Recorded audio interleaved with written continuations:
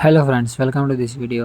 So ఈ వీడియోలో అయితే సన్ రైజర్స్ హైదరాబాద్ నెక్స్ట్ జరగబోయే మినీ యాక్షన్కి ముందు రిలీజ్ చేసే కొందరు ప్లేయర్స్ గురించి మాట్లాడుకుందాం. మోస్ట్లీ ఎస్ఆర్ఎస్ టీం మొత్తం సెట్ అయిపోయింది. బట్ హై బడ్జెట్ పెట్టి కొన్న ప్లేయర్స్ అనుకున్న అంచనాలు అందుకోలేకపోయారు. సో వీళ్ళనైతే రిలీజ్ చేయవచ్చు. So number 1 Mohammad Shami. మొహమ్మద్ షమీని అయితే 10 crores పెట్టి కొన్నారు. బట్ తను అనుకున్న అంచనాలు అందుకోలేకపోయాడు. అండ్ అలానే ఇంజురీస్ కన్సర్న్స్ కూడా ఉన్నాయి. సో మోస్ట్లీ మొహమ్మద్ షమీని అయితే రిలీజ్ చేసి మంచి ప్లేయర్ని కొనొచ్చు. And number 2 Abhinav Manohar. అభినవ్ మనార్ అయితే 3.2 crores పెట్టి కొన్నారు. సో అతను కూడా ఫినిషర్గా రాణించలేకపోయాడు. సో మోస్ట్లీ అతన్ని కూడా రిలీజ్ చేసేయచ్చు. And number 3 Rahul Chahar. రాహుల్ చహర్ని కూడా 3.2 crores పెట్టి కొన్నారు. బట్ అతనికైతే ఒక్క ఛాన్స్ కూడా ఇవ్వలేదు.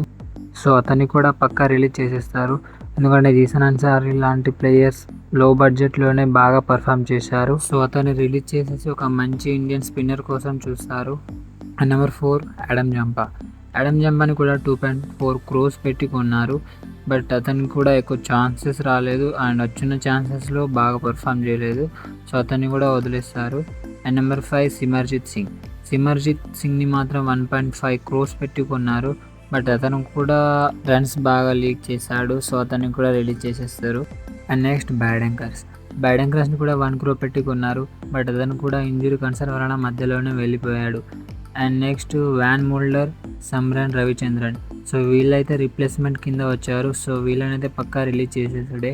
అండ్ చాలామంది ఇషాన్ కిషన్ని కూడా రిలీజ్ చేసేసారంటారు. బట్ అతన్ని అయితే రిలీజ్ చేయరు మోస్ట్లీ, బికాస్ అతను లో బడ్జెట్లోనే దొరికారు. అండ్ అతను లాస్ట్లో కూడా బాగా పర్ఫామ్ చేశాడు. సో అతను అయితే రిలీజ్ చేయరు. సో ఇది ఫ్రెండ్స్ ఎస్ఆర్హెచ్ మోస్ట్లీ రిలీజ్ చేసేసే ప్లేయర్స్ లిస్ట్. సో మీరు ఎవరిని రిలీజ్ చేసేస్తే బాగుంటుందో కామెంట్ చేయండి. అండ్ వెంటనే సబ్స్క్రైబ్ చేసుకోండి. Thank you for watching. Have a good day.